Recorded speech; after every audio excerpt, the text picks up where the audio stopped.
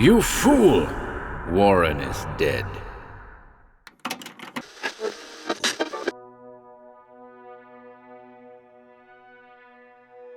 Welcome to HorrorBabble. Once more, our intrepid paranormal investigator returns, in case number 12, The Night of the Seven Storeys. What's the source of those mysterious sounds? Those infernal crashes that come in sevens night after night? In terms of story volumes, of which the first Van Melsen ebook serves as Volume 1, The Night of the Seven Storeys is the last story of Volume 2, which means a second ebook will follow in the not-too-distant future. See the video description below for a link to the first ebook and the Van Melsen playlist. We hope you enjoy this one, folks.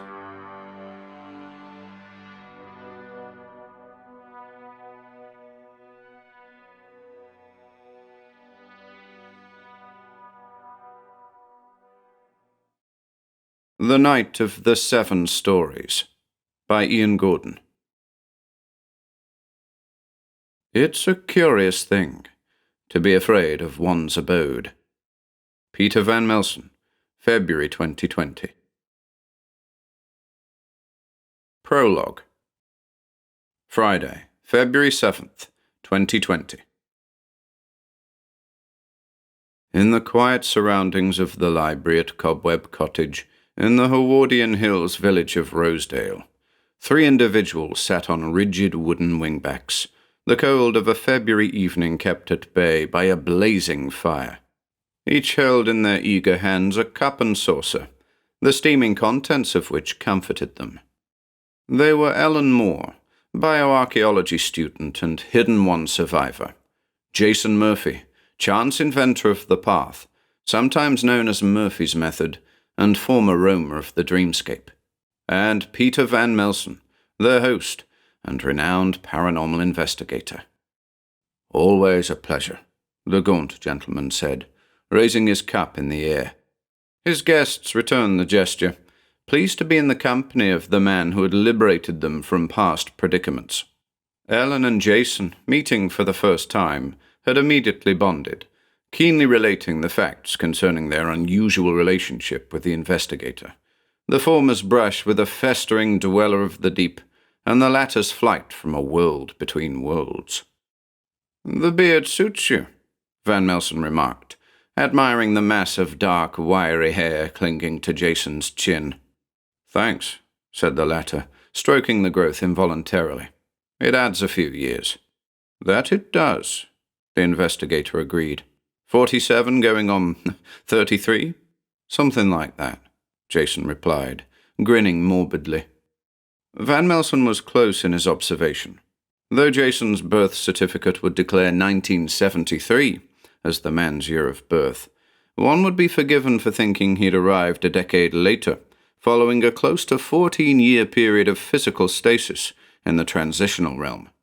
After escaping the dreamscape, he'd had a heck of a time readjusting to reality, convincing his mother that it was really him that had seemingly returned from the dead, and proving to the authorities that his extended absence was the result of amnesia, leaving him with no memory of events between November 2004 and July 2018. As a result, he hadn't been out much over the preceding 18 months, his unusually youthful appearance troubling him day and night. "Well, it's good to see you," Van Melsen said, reading much of Jason's thoughts in his contemplative blue eyes. "And you too, Ellen." "Same," nodded the young student, beaming at him. "It's been like a month." "Ridiculous," he roared, chuckling loudly. His outburst roused Jason, who suddenly remembered that he had a cup of tea in his hands. "Better drink up," the investigator said. "Nothing worse than a cold cuppa." Jason did as he was told, sipping heartily from the delicate crockery. "Now," Van Melsen began, straightening his back and taking a deep breath, "as I said over the phone this morning, there's a very good reason I asked the two of you to join me this evening." His guests rolled their eyes. Of course there was a good reason the PI had summoned them. He rarely, if ever, acted on impulse. "What is it, Peter?" Ellen asked, a look of concern filling her bright green eyes. "Well, my young friend," he said, "let me start by saying that I trust your intuition. My instincts have been failing me as of late, so it's good to have access to the sharpest knife in the drawer." Ellen smiled and nodded.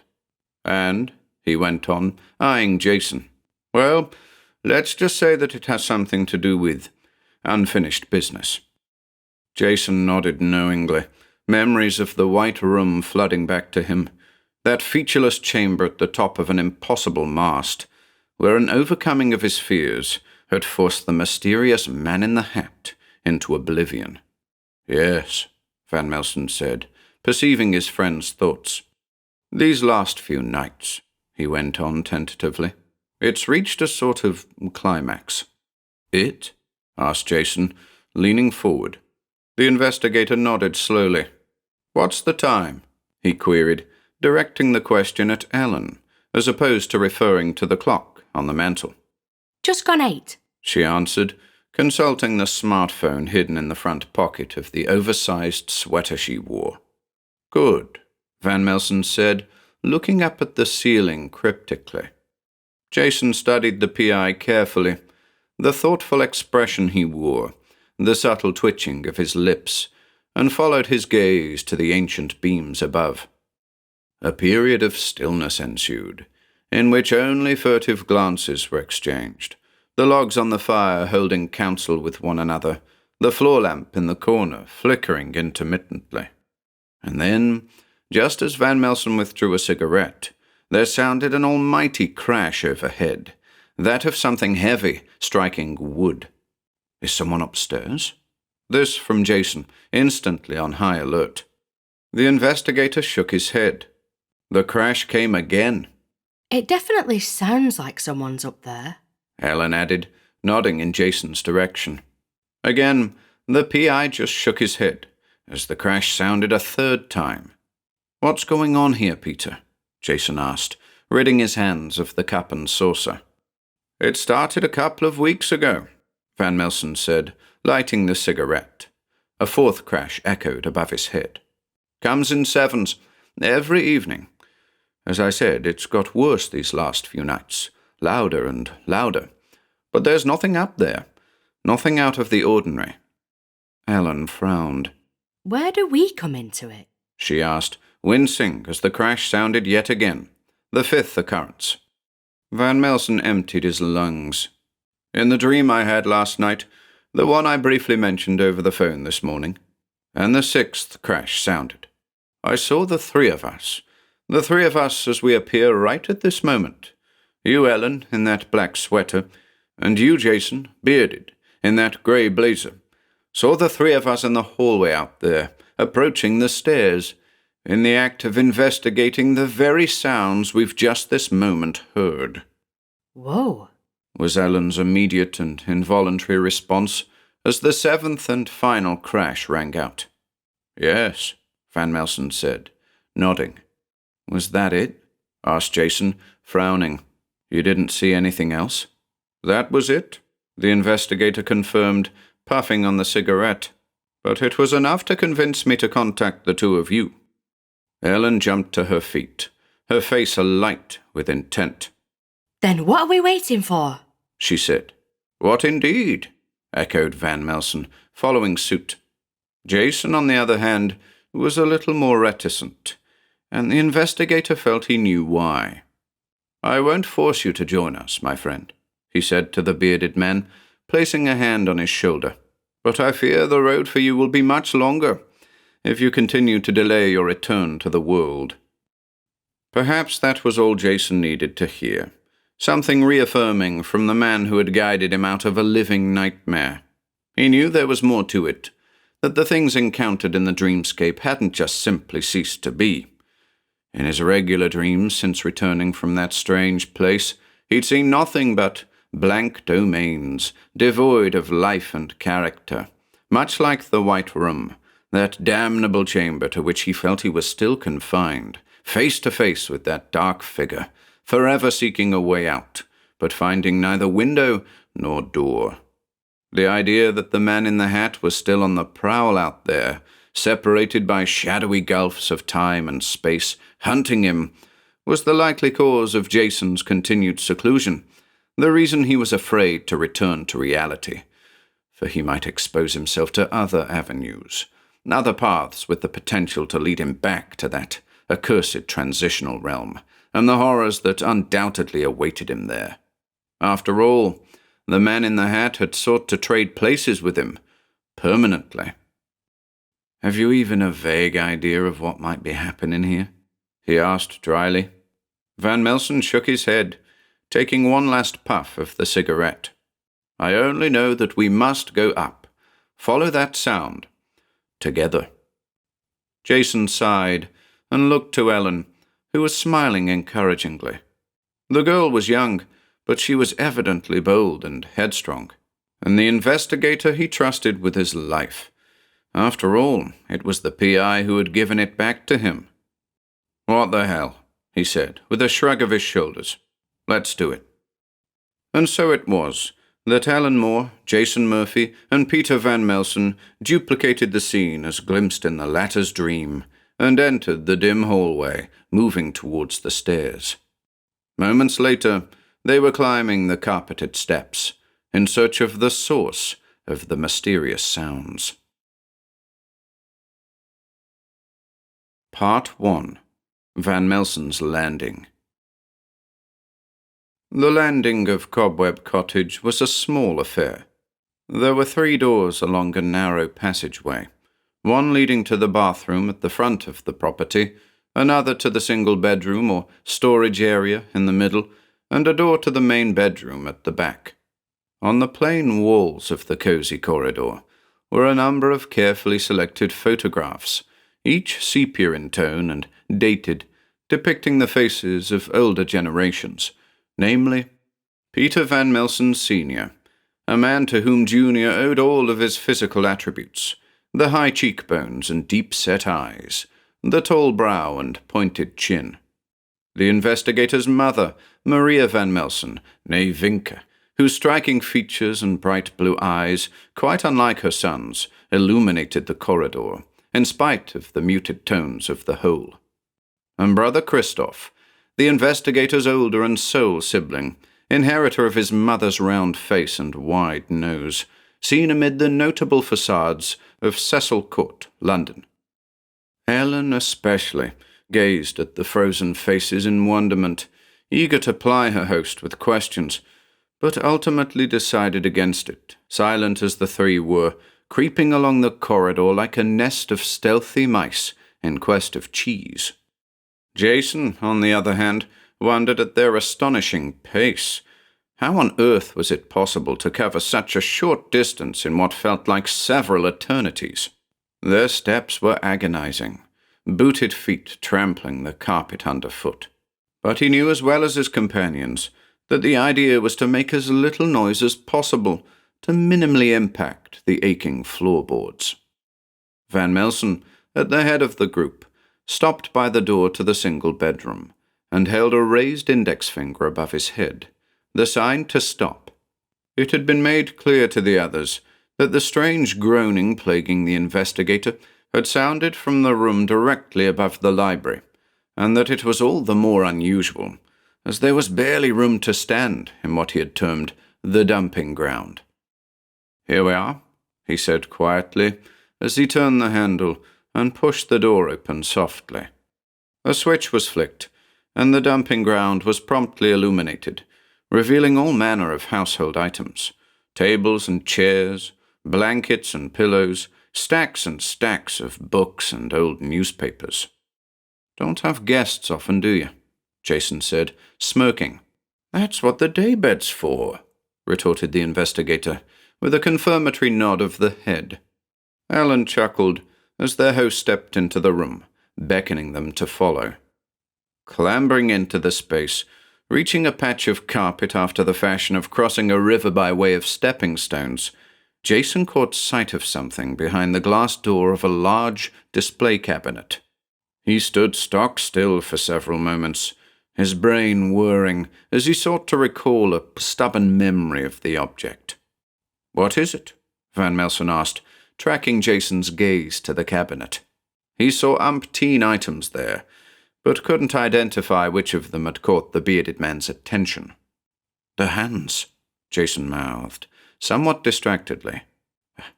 "I've seen them before." Making light work of it, Van Melsen cut a path to the cabinet, forming new, unstable towers of junk as he did so, a cluttered bed disappearing entirely beneath the mounds of displaced items. Reaching the cabinet, he yanked it open and went for the hands, the cupped, wooden hands of a shop mannequin joined at the wrist. "Now that you mention it," the investigator said, sinking into the quagmire of his own mind in search of an elusive memory. Ellen stood by patiently, looking from Van Melsen to Jason, Jason to Van Melsen, as the two stood gawping at the hands, shaking their heads in frustration. "Ah," Jason blurted of a sudden. "The dreamscape. New Babylon," he shouted. "They were in a bookshop. The hands of a dummy." And the memory came back to the investigator, seen as it was through the eyes of Jason, as, like a phantom in the young man's mind, he had sought to make contact with him in that strange realm. "What they're doing here," he said, "I haven't the foggiest. Come to think of it, I can't recall having seen them here before. I didn't even notice them until you mentioned them." Ellen stepped forward. "I'm lost," she said. Though being perfunctorily familiar with the tale of how Van Melsen, with the assistance of the custodian, Gary Cook, rescued Jason from another world, described as something of an astral realm between realities, Ellen had been spared the minutiae of what went on in that uncanny place. "To access the dreamscape," the investigator began, "though it must be said that there are other methods. One must follow a series of steps. There are 4 in total, the first of which is essentially a means of preparation, in order to establish the necessary frame of mind the completion of the journey requires. Regarding the hands here," he said, waving them in front of his face, "Jason came across them in the dreamscape, and they were clutching a piece of paper." Here, Jason volunteered the words scribbled on the paper. "Step 1, it read. The path begins at you. Open your mind, let it all go." A look of confusion filled Ellen's small face. "Wait a minute," she said, shaking her head. "You're saying that the steps came to you after you'd started to follow them?" Jason shrugged. "It's complicated," he said, looking to Van Melsen for support. "Think of it as a paradox," the investigator interjected. "Cause doesn't necessarily equate to effect, as far as the dreamscape is concerned." Ellen nodded, willing to dispense with the Spanish Inquisition for the moment. "All that aside," she said, nodding at the hands, "what the hell are they doing here?" In response to Ellen's question, something quite unexpected occurred. The wooden hands, held in Van Melsen's by the wrists, began to tremble. The investigator, taken aback, looked down at the object as the fingers of each hand began to curl inward, forming closed fists. "What the?" Jason inadvertently mumbled, as the index finger belonging to the right hand began to uncurl, and then, like the copper rod of a dowser, the digit guided the gazes of all 3 to the ceiling directly overhead, towards a closed hatch. "Well then," Van Melsen said, looking up at the sizable trapdoor. "Onwards and upwards." Part 2. Van Melsen's Loft. After much ado, with Van Melsen forced to wade through further clutter to unearth the loft ladder pole, the 3 adventurers found themselves on the 2nd floor, crouched beneath the dusty beams of a vaulted ceiling. "I think it goes without saying," the investigator muttered, "that I haven't been up here in a while." The loft was a good size, given the general dimensions of the cottage, with a large, opaque window at one end, permitting the entry of diffused moonlight.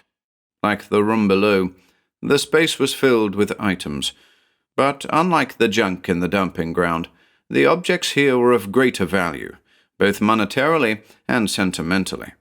Heavy-looking chests atop faded Afghans, satinwood sideboards and ornate dining chairs, a Dutch windmill of considerable age, cobwebs straddling the sails, and works of art, both painted and sculpted, occupying every nook and cranny.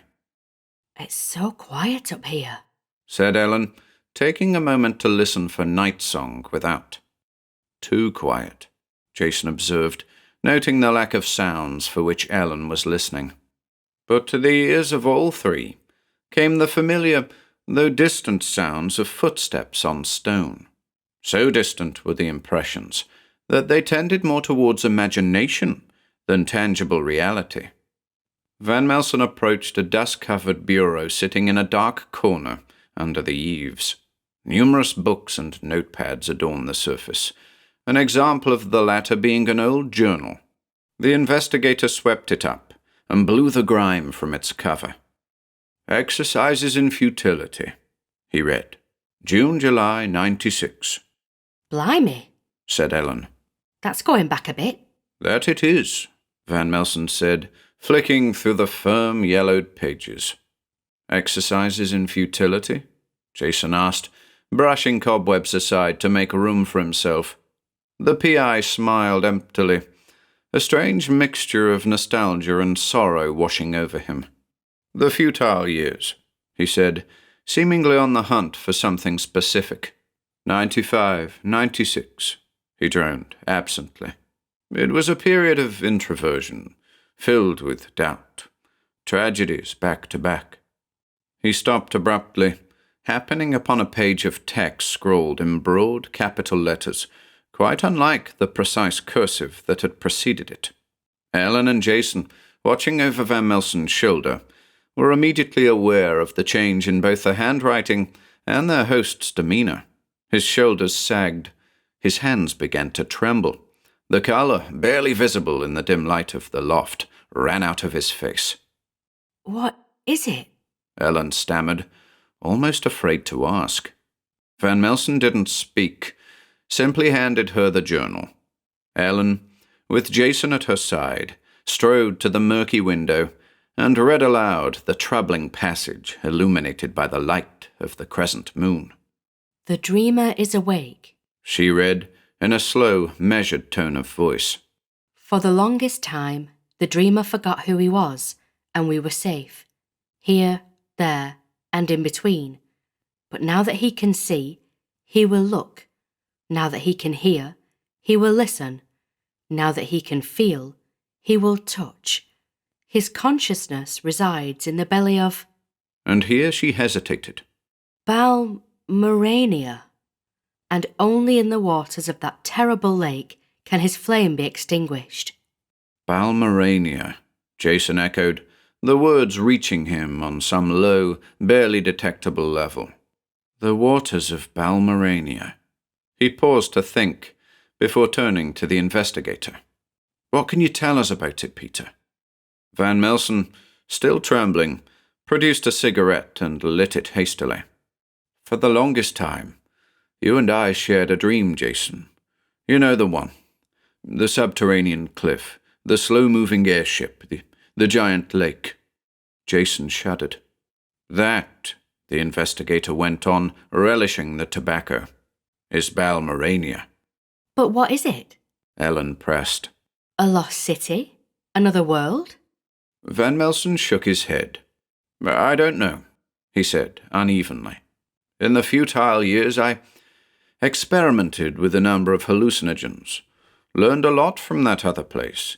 But the visions were akin to dreams, pure and vivid in the present, fragmentary and vague after the event. That journal," he said, pointing at the book in Ellen's hand, "and others from the period," he added, indicating a pile of jotters on the bureau, "are the sum total of my efforts to chronicle my experiences. Hence the name Exercises in Futility, because for the most part my dream quests yielded little to nothing of significance, with the exception, that is, of my encounter with..." And once again Van Melsen fell into a momentary stupor, before concluding with, "The dreamer." You said he. Ellen said, the moonlight casting her long shadow over the investigator. The dreamer is a man. "I don't know what it is," he answered honestly. "I have little recollection of writing in these journals, say nothing of the dream quests themselves. If I wrote he, then whatever I encountered there must have taken the form of a man." A blanket of silence fell over the room, softly permeated by the vague sounds of footsteps on stone. "Is it him?" Jason addressed the investigator, alluding to the mysterious man in the hat who had trailed him through the dreamscape. "I think so," Van Melsen stated, turning to Ellen. "Do you remember our discussion regarding the White Room, the stranger Jason forced into the void?" Ellen nodded, but seemed to wilt, having completely lost the thread. "It's okay," the investigator went on. "We're all a little lost here." "What does it all mean, Peter?"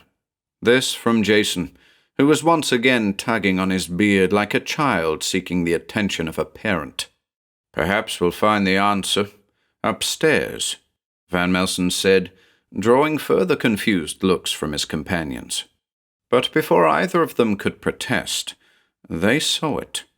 A narrow staircase had appeared between two sloping beams, and the PI was moving in its direction. Part 3. The Third Floor. "How very unusual," Van Melsen muttered as he crested the top step of the stone flight. Ellen was just behind him, followed closely by Jason. "Where are we?" the latter asked, shielding his eyes from the sunlight spilling into them from a large window. "I think," the investigator began, proceeding to the window to take a look outside. "We're on Stonegate. York, that is, Jason. Number 35, to be precise." 35 Stonegate? This from Ellen, shaking her head in disbelief. The three of them stood at the window, looking down at the passing foot traffic, the evident source of the distant footfalls they'd heard in Van Melsen's loft. I don't get it," Ellen continued, her mouth agape as she watched the world go by below. "Is there something we're supposed to see here?" Turning to survey the room into which they'd inexplicably climbed, the trio were surprised to see that the stone stairway had disappeared. In its place, a grand ebony dining table, surrounded by a dozen tall chairs. The walls of the room were fittingly ostentatious, lined with black square wainscoting, and an impressive fireplace to the southwest, its open mouth vast and dark. Above it hung a curious painting, depicting a scene all too familiar to the investigator and the young student. "Is that—" Ellen began, as Van Melsen strode towards the picture, studying it minutely. "Yes," he said. "The sanctum." "The sanctum?" Jason queried, observing from afar. "It's right here under York, deep in the catacombs." The man with the beard approached the painting, spotting something familiar atop the altar at the center of the picture. "The box," he said. "Indeed," Van Melsen returned. "Precisely where Ellen and I found it." Jason retreated from the painting, unsettling memories of moving pictures crowding his mind, images that swirled and warped, that could even be entered under certain conditions. "He's reaching out to me again, isn't he?" he asked of the investigator, referring once more to the mysterious man in the hat, who, via the enigmatic power of the box, had sought to overpower Jason, to secure for himself a place in the land of the living, condemning the bearded man to an eternity of hapless wandering in the transitional realm. "Something's reaching out to us," Van Melsen said diplomatically. "It's too early to venture a guess as to who or what that something might be. There are 3 of us here, Jason. You're not alone. Whatever's out there, it's interested in all of us."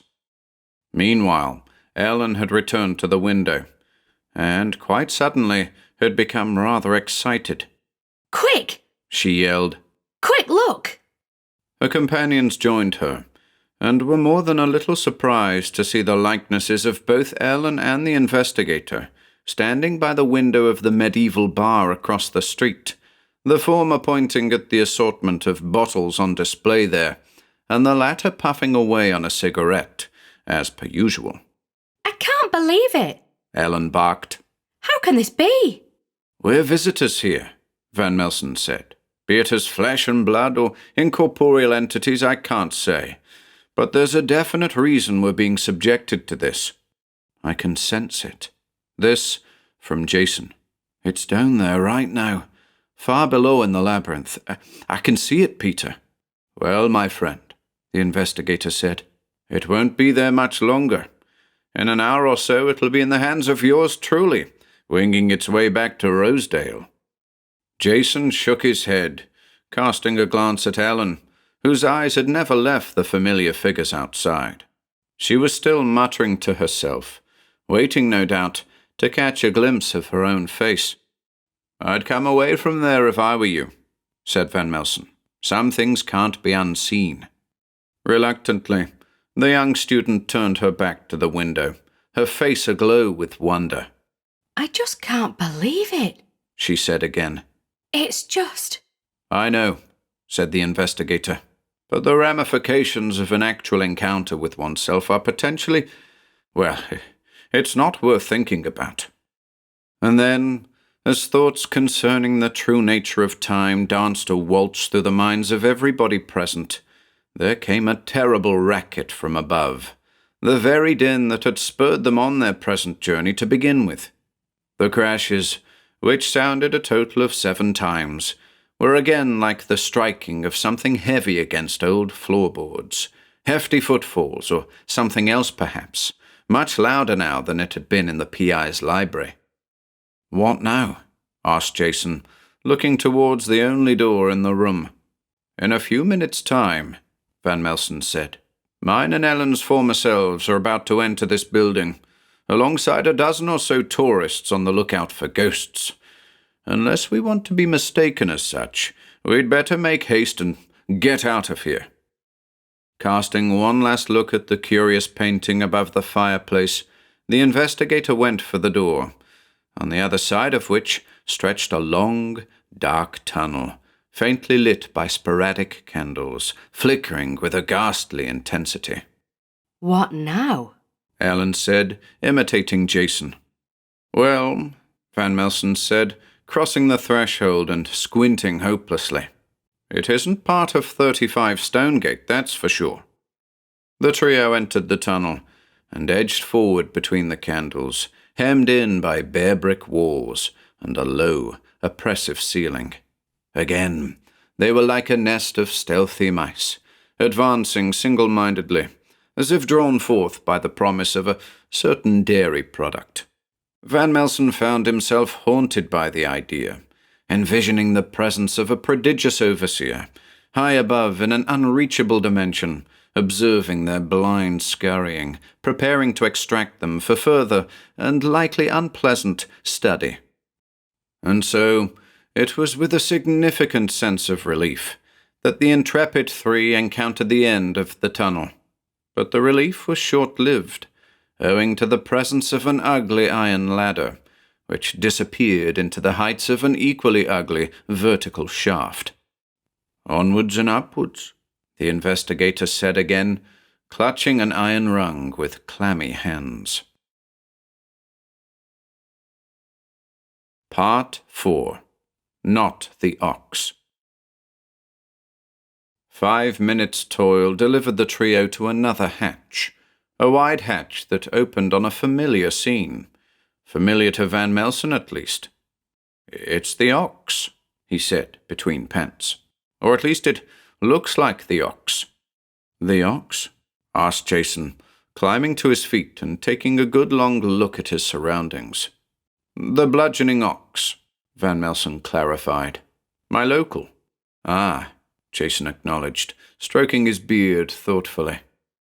Ellen was the last to clamber out of the dark hole, proceeding to close the hatch. She watched in astonishment as the trapdoor promptly faded away, leaving no evidence of its former presence on the parquet floor. Acclimatizing to the strangeness, the young student joined her companions, who by now were standing at the bar, a few feet away. Punters were dotted about here and there, some clustered around tables, a group playing pool in a recessed alcove, but there was something off about them, Ellen thought, something false. Van Melsen was talking to the man behind the bar, Alan, the landlord. The latter, in some detail, was addressing the issue of the weather, while the investigator eyed the taps, looking for a suitable tipple. Ellen listened as the landlord went on, aware of a subtle drone that seemed to accompany the man's voice, a dissonant drone that sounded 1,000,000 miles away. Like the punters, whose hardened faces were blank and indifferent, there was something off about the Ox's landlord, something difficult to define. The man's creased grey face was like that of a puppet, worn on the hand of the puppeteer, a ventriloquist operating from the depths of some deep, dark pit. His eyes were like black discs, glossy and gluey, seemingly fixed on her, despite the fact his words were directed at the PI. Ellen shuddered involuntarily. "Are you all right?" Van Melsen asked, noticing her pale face and the fresh beads of sweat that had broken out on her forehead. "Yeah," Ellen mumbled dismissively, unable to take her eyes off the landlord, the stout man with the round head, broad nose and dusky eyes. "Come on," said Van Melsen, excusing himself from the bar. "Let's find somewhere to sit." An odd decision, Ellen thought, to take a seat in that would-be pub, ascending as they were ever higher into an indeterminate realm. Jason, on the other hand, was eager to embrace what, on the surface at least, seemed like a slice of normality. He was on edge, had been from the very moment those crashes had sounded above the investigator's library. Life had been strange, following his return from the transitional realm. He'd embraced his mother's attempts to rehabilitate him, had tried his darndest to help her understand what he'd been through, where he'd been all those years, how he'd managed to escape. But it had taken its toll on him, both mentally and physically. Elaine had had a tough time of it too, but much to Jason's surprise, had been much more open to his experiences than he thought she'd be. This, it turned out, due to her relationship with Jason's late father, Robert, painter and casual occultist, a man whose own curious experiments had often resulted in strangeness. One such experiment, involving a leap from a tall building in Manchester city centre, had been the end of him. In a letter found on his person, he said of the incident, "The appearance of death is an illusion." Little comfort those scrawled words had offered Jason and his mother. Robert Murphy had never been able to accept the concept of a purely physical reality. Science alone failed to provide the answers he sought, and so his studies had extended to the paranormal and the transpersonal in an unremitting effort to understand the true nature of reality. On some level, inevitably, his pursuits had filtered down to his infant son, whose developing mind was still receptive to wild and unorthodox ideas. The boy had visions, dreamt of alien landscapes and non-Euclidean metropolises, conversed with shadows in dark rooms, heard music in the deep woods and on the open moors. Perhaps, he often mused, this receptivity had allowed him to communicate with his future self, albeit naively, to obtain information pertaining to the path, the knowledge of which had come to him so unaccountably.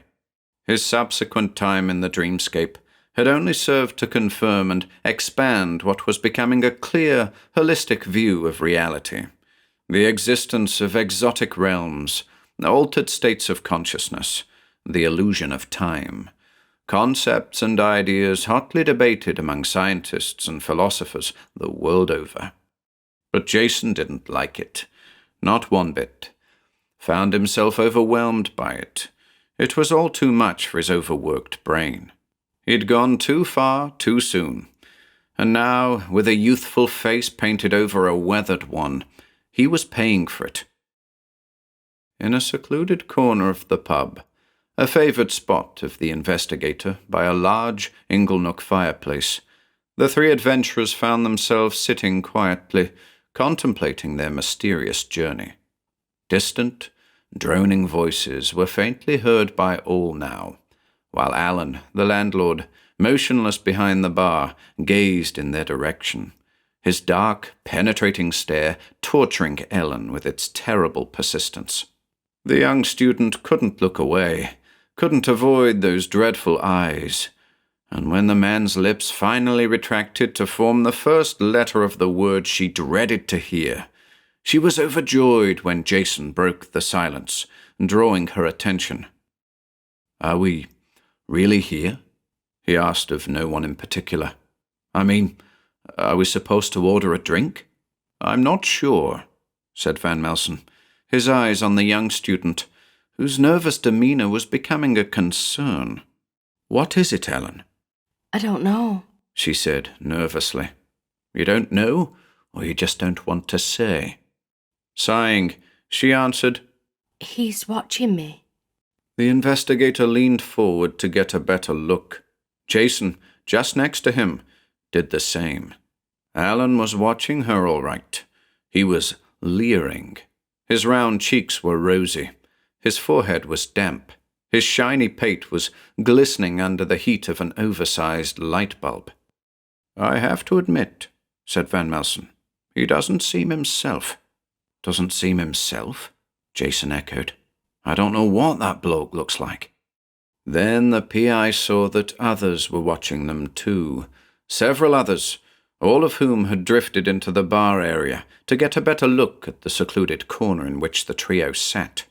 Each of the punters, 7 or 8 in total, wore the same blank expression, the look of robots given a simple command, to observe. "This isn't the ox, is it?" Jason went on, resuming his nervous beard-stroking. And then it sounded, the word Ellen had dreaded to hear. "Give," came the monstrous voice, an awful attempt at speech, produced by a throat much less than human, a throat belonging to something that slopped and flopped at the bottom of a deep hole, never to see the light of day.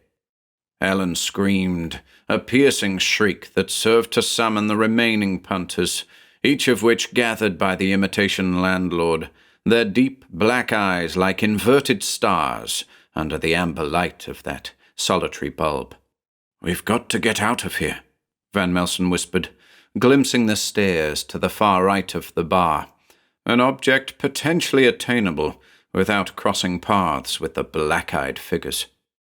And it was as he spoke that the silent punter started to move forward with agonizing sluggishness, as though the limbs with which they propelled themselves were controlled remotely, commanded by fingerless protuberances attached to fat, distended forms. But the landlord, more alert than the rest, clumsily mounted the bar, slipping up and over it like a giant snail, his entire bottom half little more than a mass of slippery flesh, leaving a glistening trail of mucus in his wake. Ellen screamed again. To come into contact with this thing, to feel its soft, wet skirt straddling her vulnerable body, was to her the very definition of horror. She hadn't thought about the definition before, despite her troubled past, but this was it. And so, when Van Melsen issued the charge, up she leapt, fleeing in the direction of the stairs, narrowly avoiding the questing creatures, as their hands and arms, like the extended tentacles of colossal gastropods, sought to touch her, to taste her.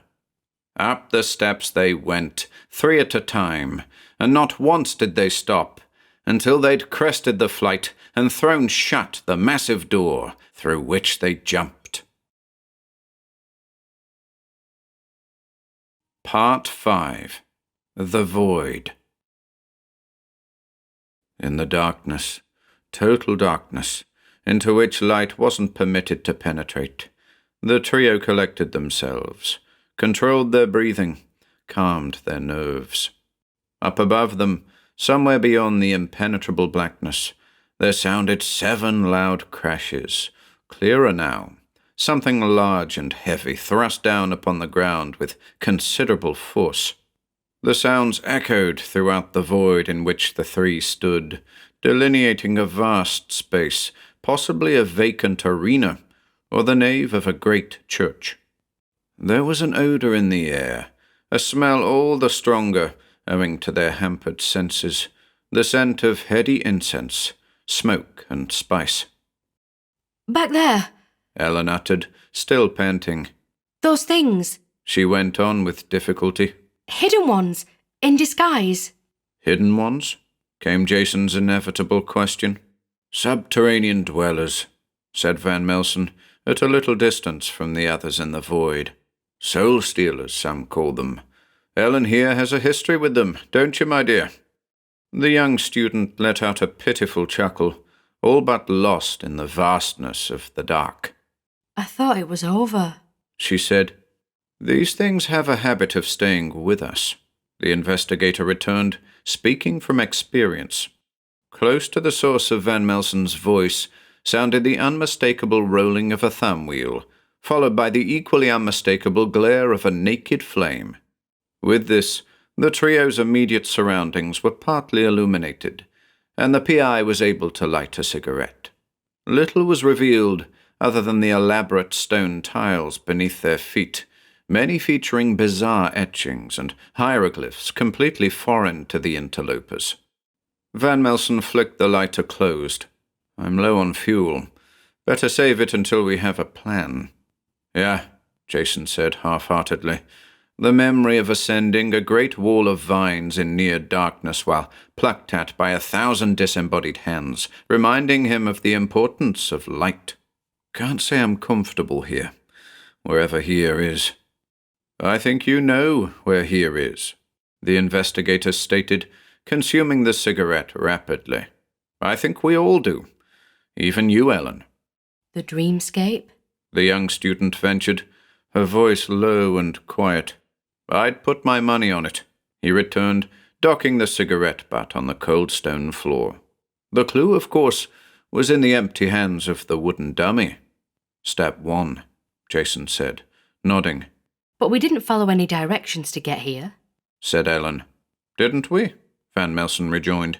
"Thus far we've done nothing but follow directions. The stairs at the cottage, the hatch to the loft, the narrow flight that led us to Stonegate, the rungs of the iron ladder to the bludgeoning ox, the stairs at the pub that brought us to this very location. Steps, steps, and more steps." Jason spoke up. "But the path follows figurative steps, not literal ones." "Does it?" the investigator continued in that same unwittingly patronizing manner. "You once removed yourself physically from the life you led, got up and walked away. Hardly metaphorical, wouldn't you say?" "I suppose you've got a point there." "But why? Ellen begged, striking at the heart of the matter. Why are we here? To relive events? To see things from a different perspective? Or are we being led like lambs to the slaughter, weakened by the effort of it all?" Silence reigned for several seconds, finally broken by the rolling of a thumb wheel, bringing to life once more that solitary flame. Van Melsen was about to infer that he tended towards the latter, when he caught the suggestion of movement out of the corner of his eye. "We're not alone," he whispered, gliding towards his companions as though on wheels, drawing a horizontal circle with his finger. "We're surrounded. Dark ones," Jason mouthed, his bearded face flickering in the glare of the lighter flame. Van Melsen nodded, and as he did so, a strange voice gave vent to a series of moans, deep and unsettling. A second voice, from somewhere deep in the shadows, joined the other, resulting in a peculiar chorus. The third voice to sound, much closer than the others, spoke the terrible words Jason had heard once before, in the same hoarse tones that had terrified him in the dead streets of the waste city of Gati. "Feast upon you," it said, causing the hairs on the backs of all present to stand on end. "Feast upon your face." A long, ebon limb emerged from the darkness, a limb at the end of which protruded several jagged talons groping towards them, towards Jason specifically. "What do we do?" Ellen whispered, trembling, hearing horrible mutterings in the background, threats concerning her and her vulnerable body. "We pray there's enough fluid in this lighter to see us out of this place," Van Melsen said, some of his courage returning, as it often did when faced with hopeless situations. As the disquieting din continued to increase, the trio caught fleeting glimpses of the shadowy scions of the Old Ones, their faces blacker than the darkness itself, their monstrous contours as one with the void. Inching their way across the vast space, the investigator clutched in a sweaty hand the golden pocket lighter, its flickering flame their only means of protection. "Whatever happens," Van Melsen said over his shoulder, "keep moving. Should the flame burn out, you run. Run as fast as you can. Understood?" Verbal replies were unnecessary. It simply remained for the three to make it across the unknown expanse and to find a way out. But the Dark Ones were relentless, their groans harsh and keen, their words cruel and diabolical, designed to make their quarry weak at the knees. All manner of threats pertaining to physical destruction, involving the corruption of flesh by way of mutilation, acts of violence both malicious and perverse. "Look," Van Melsen said, pointing ahead of him. "I see something." Beyond the glare of the flame, Ellen and Jason saw a small square of light, an exit, perhaps, and towards the square they pressed, as the dancing flame in front of them grew weaker and weaker, and the beings surrounding them moved closer and closer. So close were the things now that Jason, at the back of the group, could feel icy breath on the back of his neck, and with it a noisome odor reached his nostrils, the intolerable smell of rotting fruit. "I think," came the measured warning tones of the investigator, "that we may have to make a run for it." Again, verbal replies were unnecessary, as it was plain to both Ellen and Jason that the lighter fluid was all but spent. Great claws touched the back of Jason's head, caressed Ellen's shoulders as she fought to make herself as narrow as possible. "And I think," continued Van Melsen, in that same slow and precise manner, "that the time to do so is imminent." A few paces more, and he added, "On 3. Ellen took a deep breath, bracing herself. 1. Jason brushed the groping limbs away from his head. 2. Van Melsen flicked the lighter closed. 3, he yelled, and the trio took off like horses at the Grand National. If the pursuing Dark Ones were lions of the Serengeti, then the intrepid human beings were wildebeests, fleeing through the darkness of night, their basic survival instincts propelling them forward at a rate of knots. Like zebras they ran, heads to the ground, arms flailing in a continuous effort to keep the paws of the predators at bay. The things whirled blindly behind them, struggling against the glare of expanding light ahead.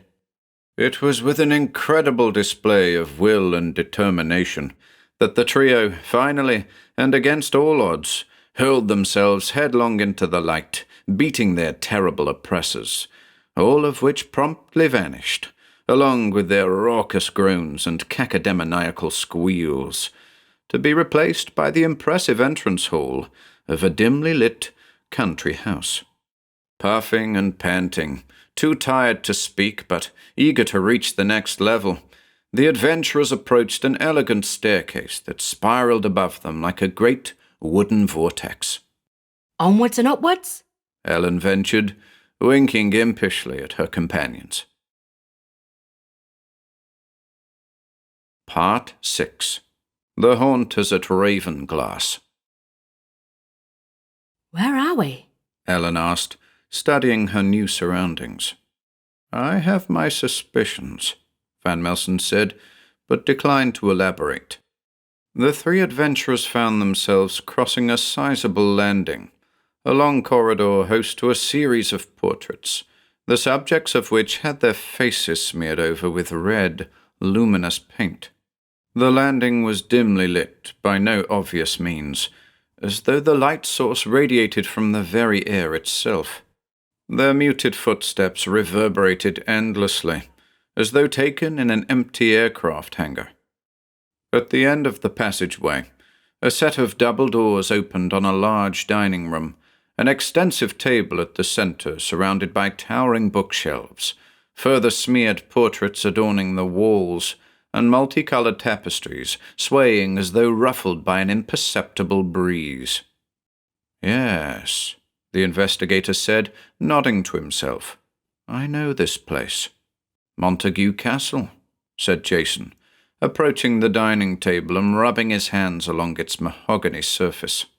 "There, on the wall," he continued, pointing at one of the many tapestries on the wainscoted wall opposite.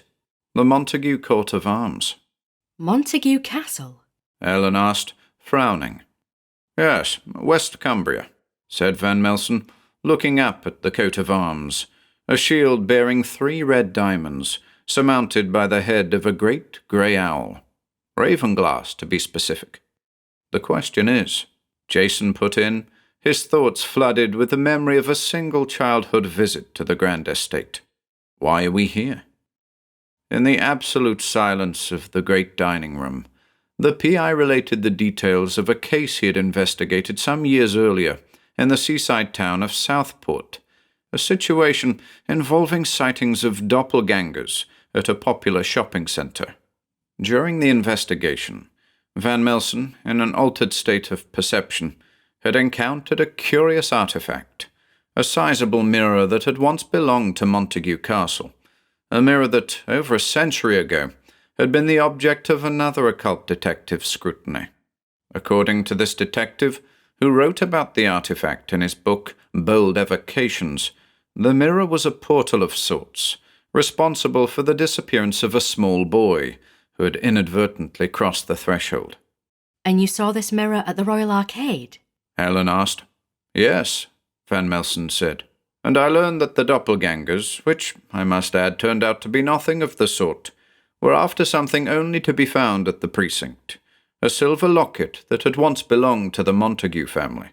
The mirror, ostensibly, was used as a doorway between the Royal Arcade and some other place, quite possibly here. I'd planned to visit the castle, to see for myself, but never got around to it." "Until now, you mean?" said Jason, shaking his head in disbelief. "Come on," Van Melsen said, his instincts twitching. Ellen and Jason followed the investigator as he led them out of the dining room and into a corridor with a number of doors along it. "Wait here," he said cryptically, and wandered down the passageway, stopping before each of the doors, listening for a moment, then continuing towards the third and final door, where he extended a hand and took hold of the door handle. "This way," he barked to the others, who, despite their befuddlement, followed him eagerly. The room was evidently a bedroom, host to a 4-poster, side tables, and a large wardrobe, but the space was clearly being put to another use, for, on the floor beneath their feet, the wall to their left serving as the diameter, was a large semicircle drawn in chalk, giving off an unusual greenish glow. At the center of the shape, occupying a substantial portion of the wall, was the object of Van Melsen's pursuit, the mysterious mirror. "What's going on here?" Jason asked, puzzled by both the semicircle and the cloudy mirror. "We're interrupting something rather important," Van Melsen said, withdrawing a cigarette to calm his nerves. "But I believe—" A voice emanating from the surface of the mirror cut the investigator off. "I've been expecting you," came the disembodied voice, clear and articulate. "All 3 of you." Hearing these words, the adventurers simply stood in awed silence, the newly lit cigarette balanced precariously on Van Melsen's bottom lip. "Who are you?" Ellen asked after a moment, her natural curiosity getting the better of her. "It is of no concern," said the voice. "Your only concern is to accept what is offered. You must take it and use it accordingly." "The locket?" Van Melsen ventured, sensing the presence of the Ouroboros once again. Further evidence of the cyclical nature of reality, of the bigger picture, in which cause, as he himself had very recently stated, doesn't necessarily equate to effect. "Yes," sounded the voice, and as the trio looked upon the glass now, they each thought they perceived the figure of a man, a figure not altogether unlike the PI, floating in a great sphere. "The locket is a key that unlocks a certain door, a door that must be opened if you're to put an end to the looming threat." Why the riddles? This from an impatient Ellen. Why not just tell it like it is? "Listen," the voice replied firmly. "I am a messenger, nothing more. Do you follow me? I'm with the lady of the pool now, and her word is mine." "No couth," Jason whispered, recalling his encounter with the barnacled being deep in the dreamscape. "Yes," said the voice. "She and I went to great lengths to retrieve that bit of silver." In a fashion witnessed by Van Melsen a decade earlier, a bubble began to form on the surface of the glass, in the middle of which hovered a plain jewelry box. "Step forward," instructed the voice. "It belongs to the three of you now." Ellen, characteristically eager, crossed the glowing line of chalk and collected the proffered item, popping the bubble in the process. Again, she caught a glimpse of the figure on the other side of the glass, a smartly attired, sepia-colored gentleman with a chiseled face of wisdom. Was there a smile on that face? She was certain there was, and that it was a well-meaning smile, as opposed to the other sort, the sort she and her present company could do without. "Out you go," sounded the parting words of the man out of time, and the mirror, along with the vision of the well-dressed figure, faded, leaving an open doorway in its place, a dark, yawning aperture. Who was that? Ellen queried, looking to the investigator, who was in the act of lighting another cigarette, a difficult task with a fuel-deprived, spluttering lighter. "An old friend," he said, grinning to himself. "A very old friend." Part 7. The Emissary. As instructed by the mysterious messenger, the three adventurers stepped into the darkness, which led in turn to a seemingly endless flight of stairs, up which they climbed fervently, spurred on by the promise of that which Ellen carried in the pocket of her sweater, a jewelry box containing a locket that was a key of some kind, a key that would open a door home, perhaps? Finally, they reached the top of the flight, and Jason and Van Melsen were consumed by an overwhelming sensation of déjà vu as they crested that final step, for the space into which they stumbled was a large, empty room, white walls and white ceiling, no windows, no doors, a room into which they'd stepped once before, under similar circumstances.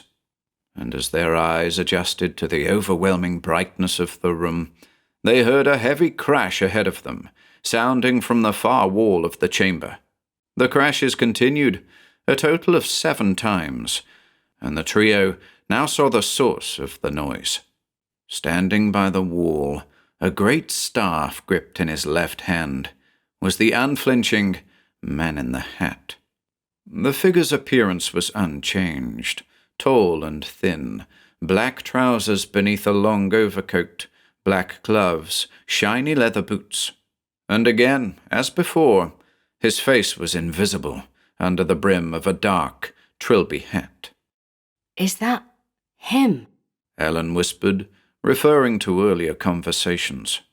The PI simply nodded, his eyes fixed on the shape opposite him, some 30 feet or more across the room. The last time Van Melsen had faced this individual, he'd interpreted the stranger's thoughts, a stream of data flowing to him across the empty void. But now there was nothing at all, a fact that filled the investigator with uncertainty. Jason's thoughts were also focused on his previous encounter with the stranger, of how, in reference to the fourth and final step of what had become known as Murphy's Method, he had conquered his fear, took a series of paces in the man's direction, and forced the figure to retreat, to hurl himself through the immaculate wall and to tumble into oblivion. Prompted by the memory, Jason took a step forward, expecting the stranger to flinch. But this didn't happen.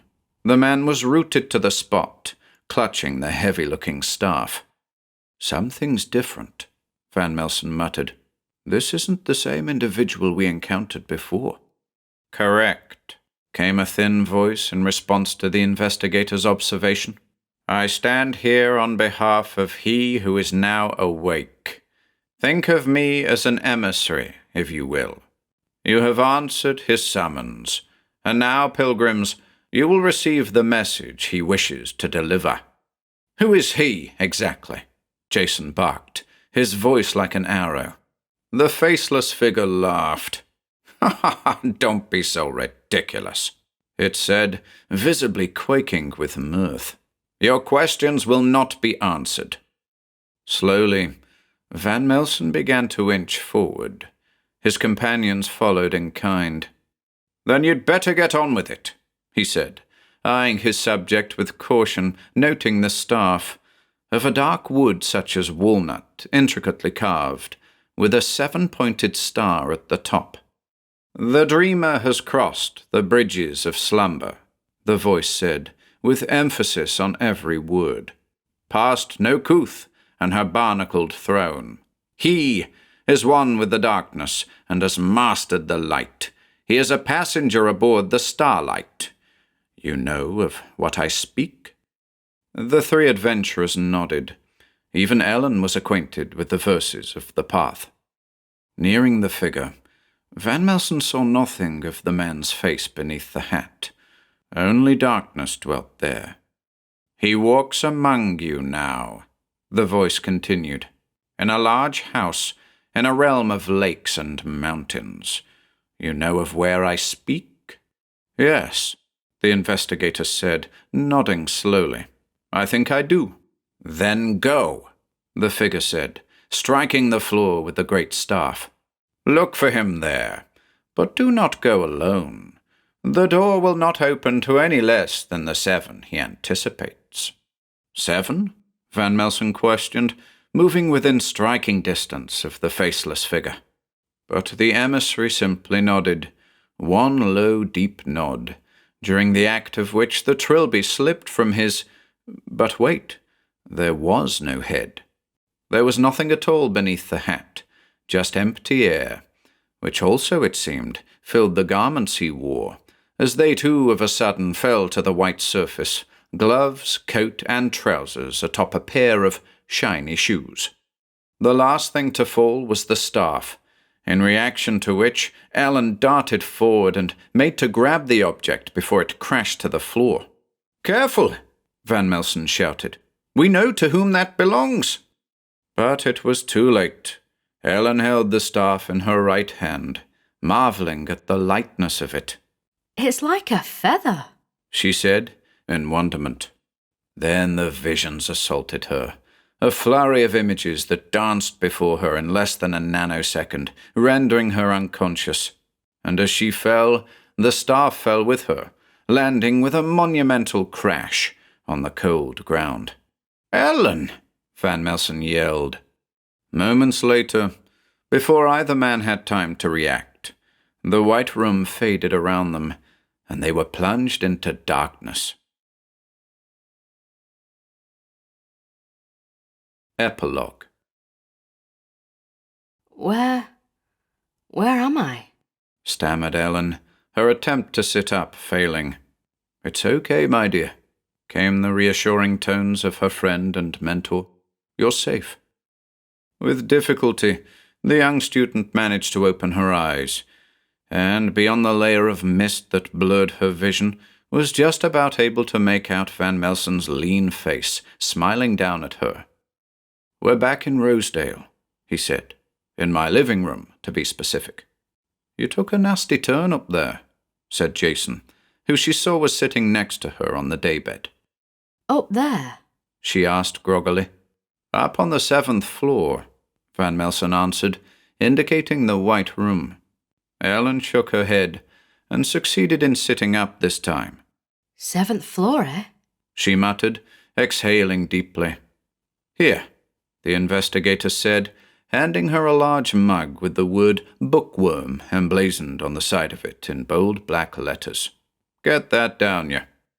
Ellen sniffed at the black substance, saying, Coffee. How I've missed you. "What happened up there?" Jason went on, getting down to business. Ellen shook her head. I'm not sure. I remember grabbing the staff, but... She hesitated. I don't remember anything after that.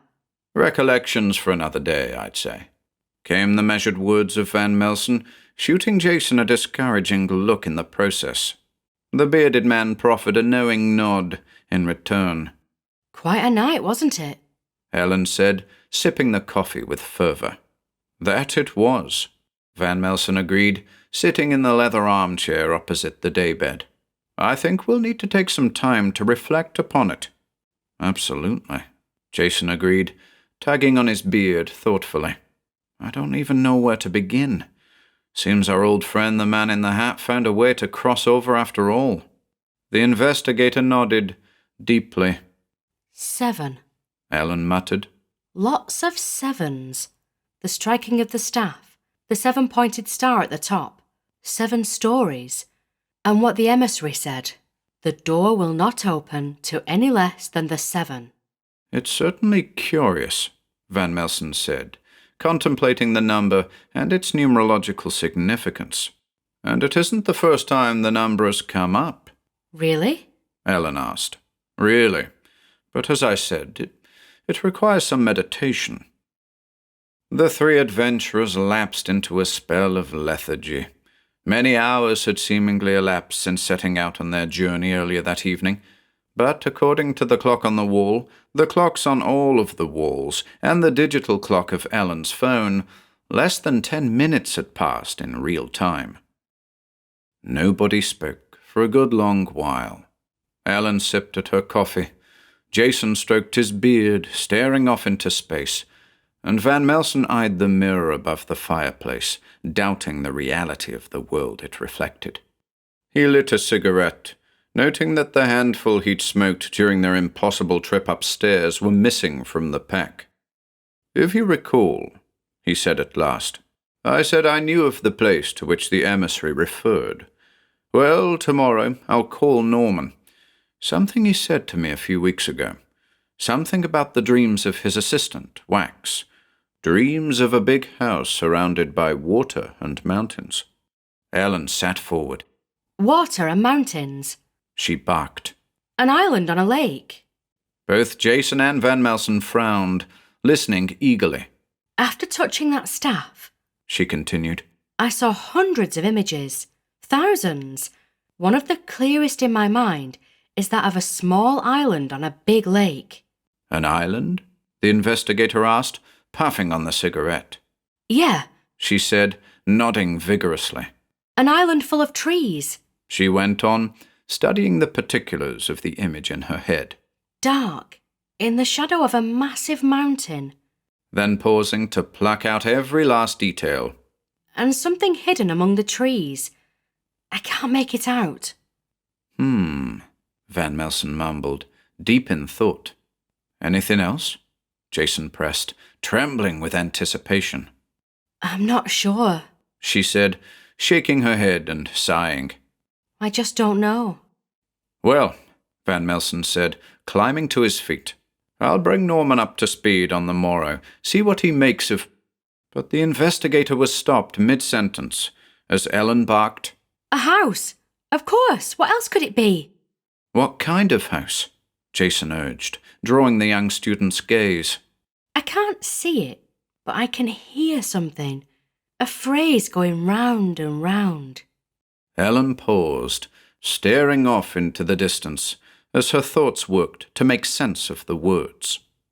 "Well?" Van Melsen prompted. "What is it?"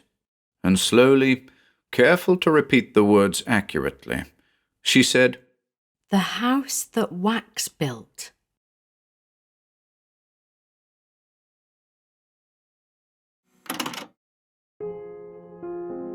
If you enjoyed listening today, be sure to subscribe to the channel by hitting the red subscribe button below. After doing so, click the bell icon next to the subscribe button to receive new content notifications. If you'd like to support our work and receive exclusive perks, consider becoming a channel member by clicking the join button below. To support us in other ways, see the video description for links to our Bandcamp and Patreon pages, our merch store over at Teespring, and further information relating to our releases on Audible, iTunes, and Spotify. And until next time,